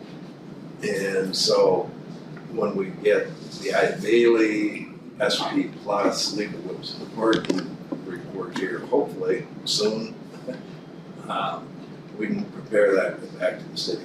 The city did indicate that they're concerned that we are not going to build a parking garage. And so they're gonna propose, and Stacy, at some point, the city attorney will propose language that they're likely to attach to their resolution, meeting the requirements of the bank. So at this time, we just simply have to wait and see what that is. So they indicated that since they're being asked to guarantee the debt, they would like to see those funds invested into the project that directly creates revenue, which would be the parking garage, as opposed opposed to the terminal expansion, which they know has restricted cash flows and ability to repay. So that's kind of So one of the things that I will add before introducing bond counsel, John Shockley, is Yeah. we've had the proposed resolution that came from the Bank of North Dakota. The city had made some proposed changes. Mr. Shockley had raised some concerns with the proposed changes. And we're at, I guess the second proposed edit. And then we do also have the proposed fee and reimbursement agreement with the city. And John Shockley is here to, I guess, sort of give you an update in that regard. I think we can go very quickly here at this point. That to me, these are details that kind of have to go back and forth. And I know the discussion about fees is it would only be fees related to issuance of the bonds and things like that, which I think the attorneys can work out in this pretty quickly. So, but yeah, if you want to very quickly hit that. Yeah, thank you, Mr. Chair. Just one kind of major issue that I wanted to get some direction from the board on. As part of the reimbursement agreement that the city of Fargo is proposing, in the event that the city is ever required to have a levy for the bond issue, they would normally go to a mill levy across the city. They're asking that in the event that happens, that the airport would repay that levy, which raised a little bit of concerns for myself in that the city is essentially asking to keep that money after it's been levied across all the taxpayers in Fargo. I initially had some discussions with the city attorney. Well, that made sense if you were taking that from the city's general fund, but if you're doing a levy across the city, you're essentially taxing the taxpayers and keeping up. John, you're breaking up there, but you're breaking up. What I would suggest is you're talking about an issue, the documents themselves, that what needs to be understood is they're saying if the city incurs and makes the payment through the airport, and at some point the airport will have to make good on that. They can't just default and not pay it. And so I would leave it to the attorneys to figure out how that. But the point is, the city should then pay the taxpayers back where they got the money rather than keep that. Yeah. I mean, and that's what needs to be worked out in here. That I don't think the city's looking for a windfall that would say, hey, if the airport defaults on this, the city makes payments through whatever means, the airport still has the liability to, right the ship and repay that.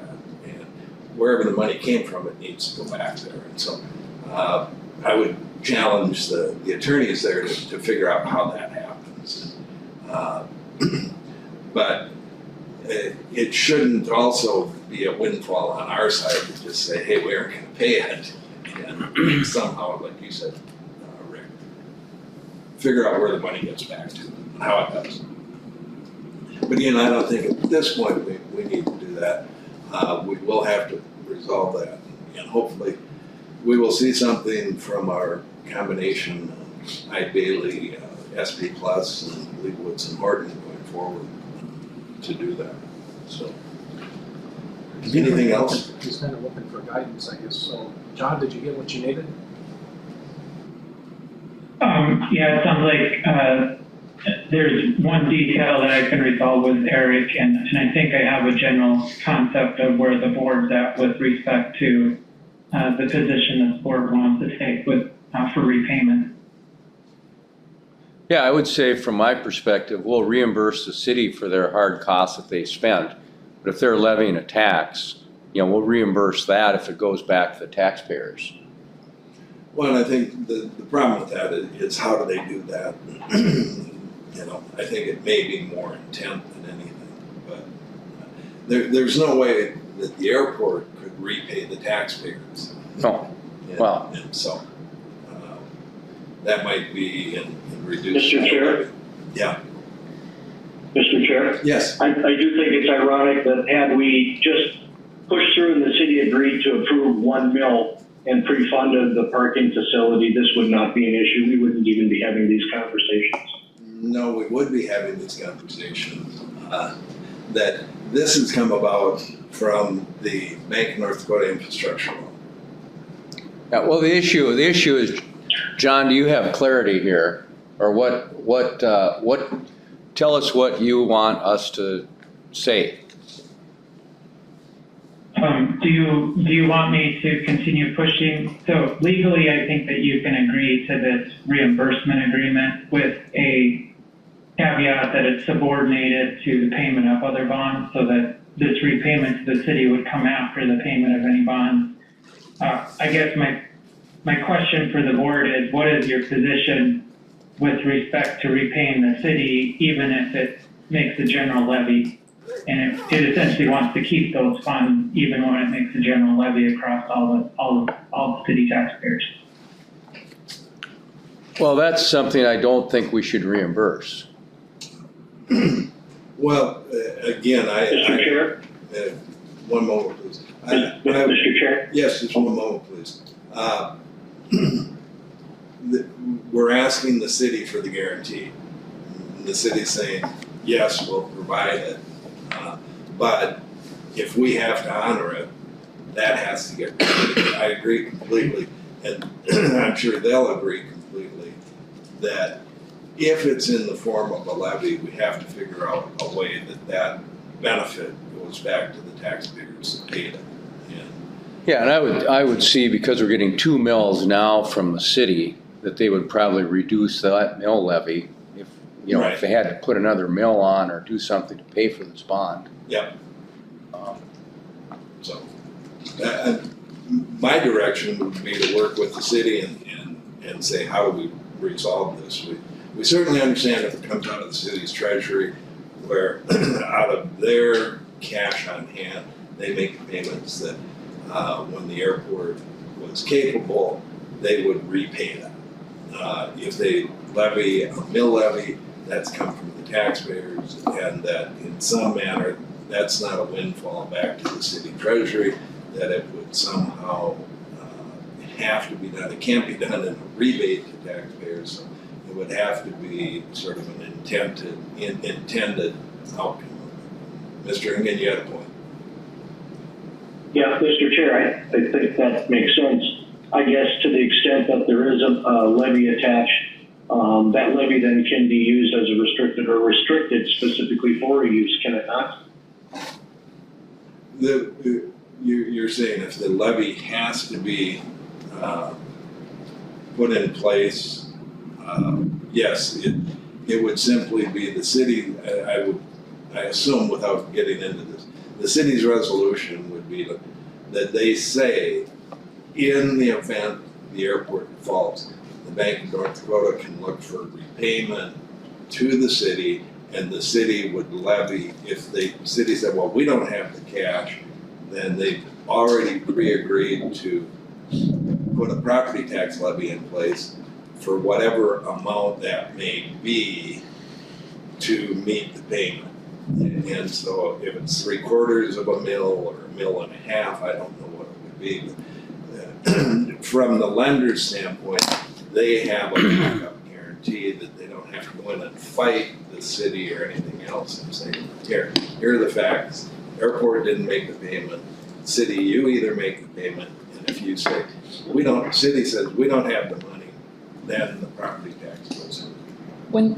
When is there a deadline? Like, when do we have to say yes or no to the city? This is just all the process. At the time, we want to go forward and get this. Yeah, to me, it's pretty simple. I mean, A, we don't know the numbers on the parking lot yet, so it'd be good to know where ID's at. B, if the city doesn't reach an agreement, we're not building the parking ramp because we don't have enough money. Mm-hmm. So, I mean, I think that's really up to the city. And, I guess for me too, on these things, like John, I'd like to know, what is your recommendation to this board on how we move forward? So we can just rather than us telling you what we think, tell us what you think to move this along.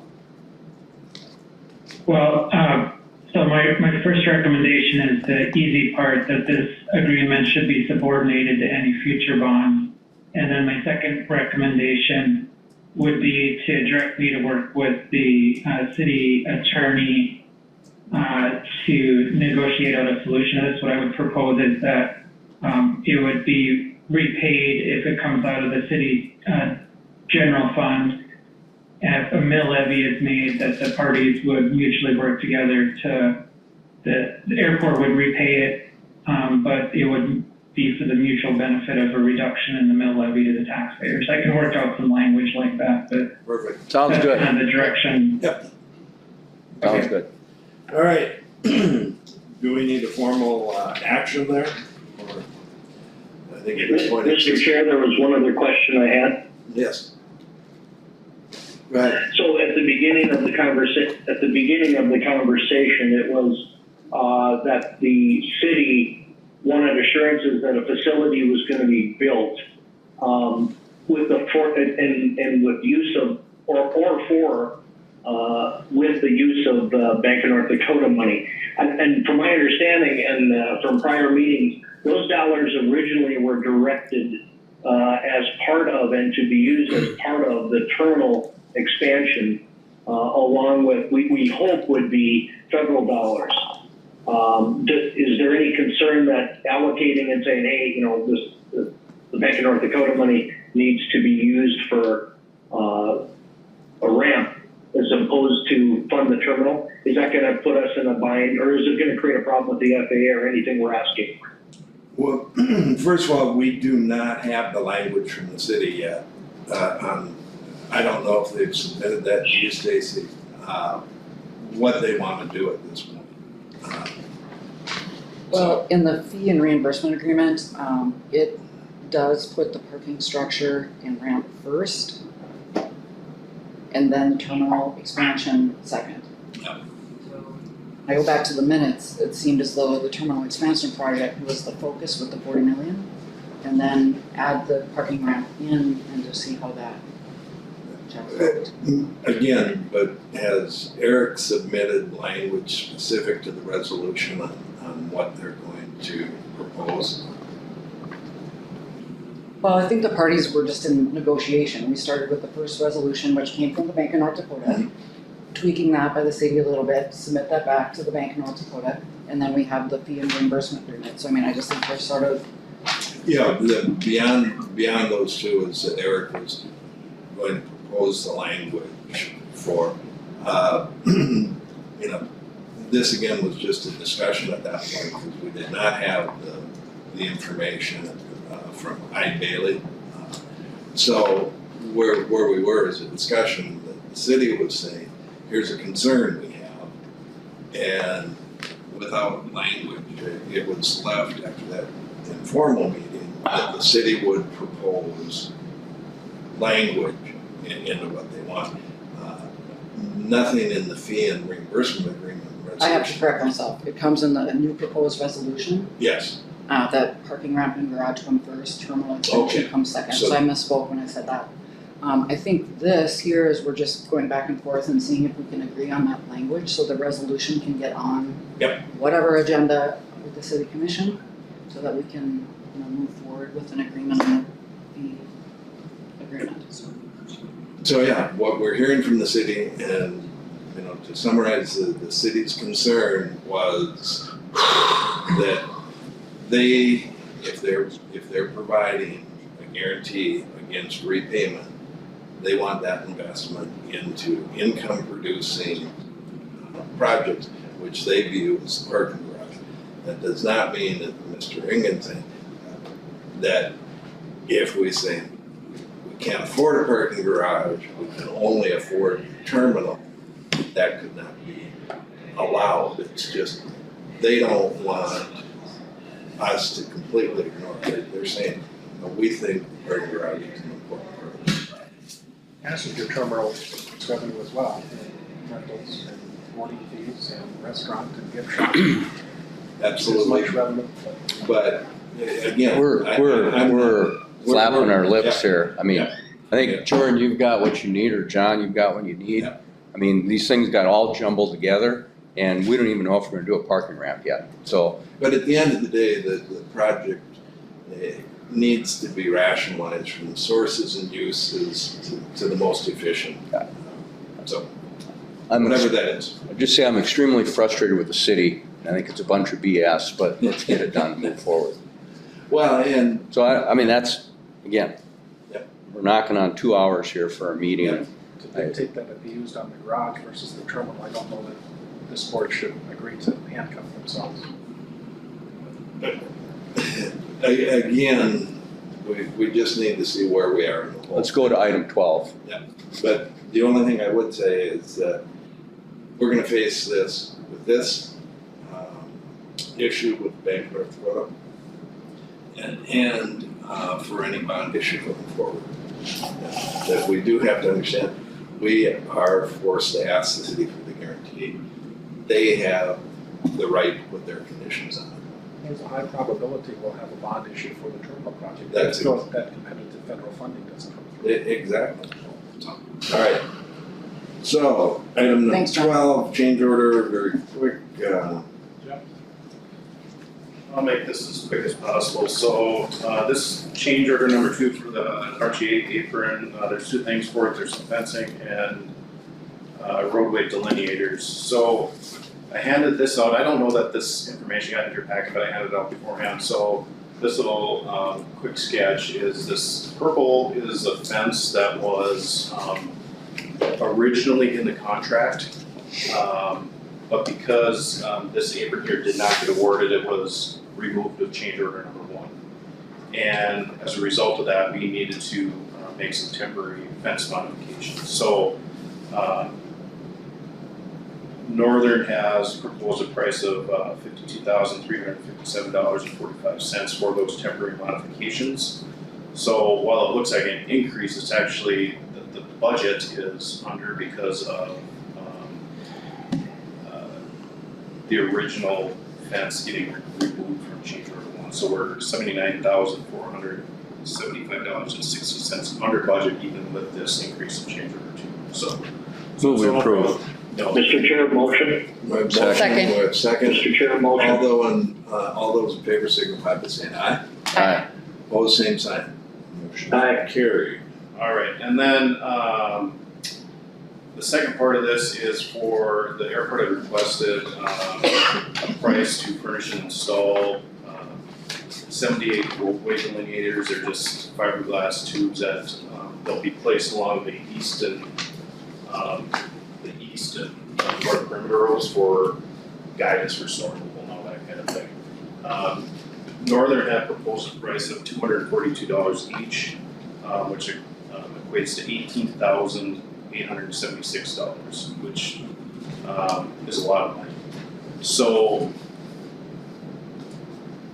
well, I had talked to Andrew, and he had said that he was okay if they would install them, if Northern would just furnish them. So I'll have to come back and get a revised price for this. So, and then just do an adjustment. I'm sure it'll be, half the cost. So I just think that makes sense for the airport.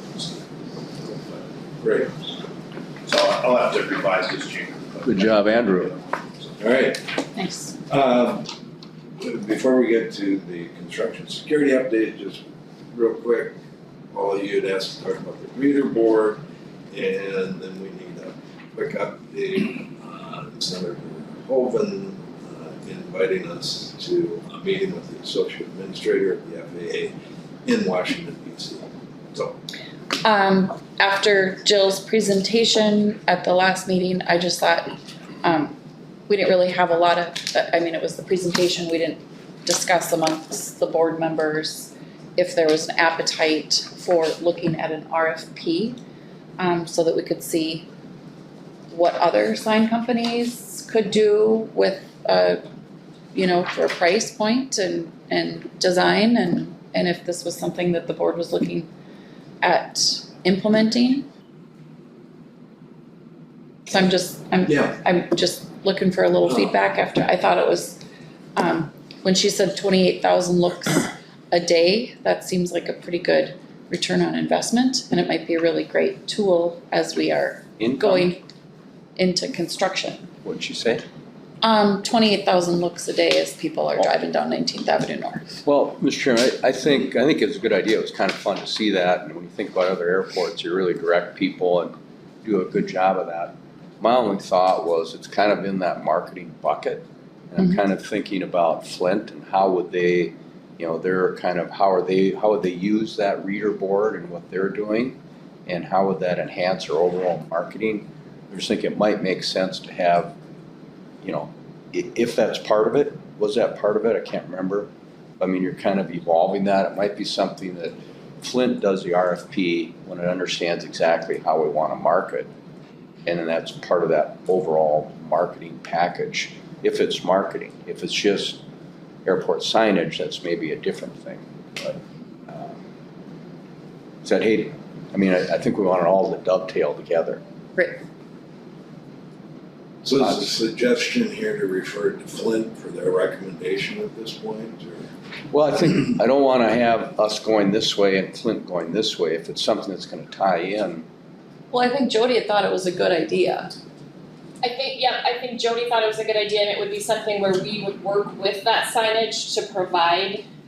We don't do any kind of signage like that, so I mean, we could get you quotes from different groups to say, here's what it would cost. But it wouldn't be something, and we could, I suppose, manage it and PM the project if you wanted to go that route, but. Well, I think that would be helpful for you to do an RFP because you know what you're looking for. And then get Indigo and maybe some others to. Let me connect Jody with you, Paula, to talk through that and see how that looks and. Okay, so do we need a motion to say let's move forward on at least getting some prices? I think that's just the direction. Yeah, I think we just have them do it as part of the. Mr. Chair? Yes. Mr. Chair? Yes. I guess a question is, as we're talking about integrated signage and messaging, there are probably 4 or 5, maybe 7 places as you enter the airport, as you come up on what would be terminal parking and even exiting, that I don't know as though one sign should be a component of an RFP. This is really the messaging, which includes SP Plus, which includes if there's a ramp, what's available. There's got to be an integration to this that is not just sign by sign. That could be a problem. I could see this being 5, 7, 10 viewing boards throughout the airports coming in and exiting, and I think I would be more comfortable if we went down that path rather than just a sign.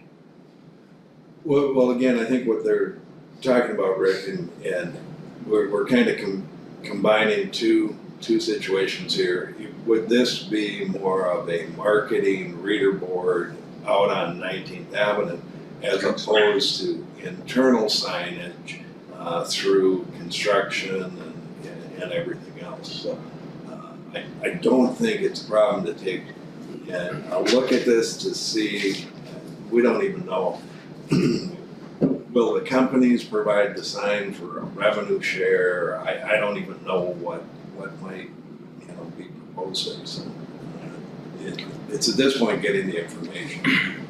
Yeah, I think that's a really good question, Rick. I think this really relates to marketing, and so I think having Flint take that on and they can figure out some of those details, how they want to do that.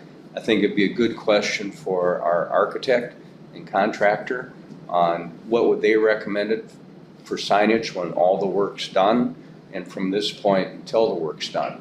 Because again, I think that's going to be critical during construction and critical afterwards as well. Mm-hmm. Do you have a location? I think Jill had mentioned near where our current berm is with the signage and the landscaping because a Bollinger owns the land on the other corner. We own those things. Oh. So. Okay. So on the Club Drive, we own up to where the old farm center was, so we own this chunk of property here. And then. I think Mike owns the next one. So the reason I west. ask is because if they're gonna get RFPs, getting electricity to a sign is gonna be pretty expensive wherever you put it, so. So there's electricity though at isn't the landscape feature lit up? Yeah, So there's electricity there. If it has the Right. Well, the good news is and there's streetlights there too. So we kind of have a captive audience. I mean, you've got the drive-bys, but you also have people that actually stop at that stoplight. And we could say, hey, United is bringing mainline service in May, or you know, we're starting the Mesa nonstop, or get a subway on your way to the your flight, or Yep. we're serving a certain kind of coffee, or Well, let's I don't find know. out what it looks like. Yeah. You know, if there are issues, of course, Okay. we'll address those. All right. Thank All right. you. Thank you. The last item here before we do construction security update, following up from our meeting with Senator Hovind when he was here, his office and he have invited us back to Washington DC, November 29th at 11:30 in the morning in his office to meet with the Associate Administrator of the FAA to discuss our expansion and remodel project. What date? 29th, November 29th. That's a Wednesday, I believe. Yeah, it's a Wednesday. So the question is, and they've asked us to provide them with a list of attendees who should attend and who wants to attend. So we need to figure that out pretty quickly here because So Tom Schauer will be there to give the presentation. I plan to attend. The board had talked previously about Bert going with his ties in Washington. Possibly Kyle Warner from the State Aeronautics Commission might plan to attend. I was told Tuesday night we don't know if we're going to get 20 minutes, 40 minutes, hopefully an hour seem to be close. So,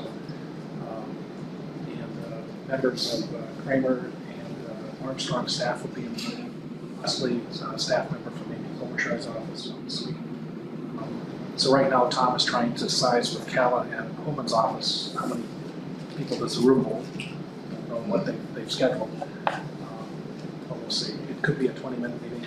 We're hoping for an hour. We don't know. Is there an opportunity to Zoom in? I would say not. I mean, Okay. just adds another complication. I mean, I think it's like, the important thing my take is this is kind of a show of support for the terminal expansion. And this is his second face-to-face meeting with her. Will be the second face-to-face meeting with her. He's already gone through the whole project with her. Kevin Kramer told me on Tuesday that he met right with the new FAA administrator and went through our project for about 5 minutes. So it's at that level as well. So they're all much support for the project. Well, my thought is someone from our board should go, probably. I would encourage our chairman to go. I think that would be appropriate. I'll consider it. Things I gotta move around, but, I mean, what do you wanna do, Sean? I mean, do you think we should have someone from the board, or? Yeah, I mean, that certainly would be in line. You've been the designated one in the previous conversation, but it's up to you guys. If the board members there, we get state representation and then plus from the consultant. Yeah, and, I guess we have to consider the budget here. The state would be paying their own way. And Mead and Hunt, although they may pay their own way, we pay them, so. And I don't know what the cost is. I would imagine 11:30 meeting, that would be fly out the day before, overnight. Can you get back on the same day? So that this be. Take your part after our board meeting. There's 12:30 options, 2 o'clock options, get to DC 5 o'clock or 7 p.m., maybe 9 p.m. And then you can depart DC anywhere from like 2 o'clock, 3 o'clock on.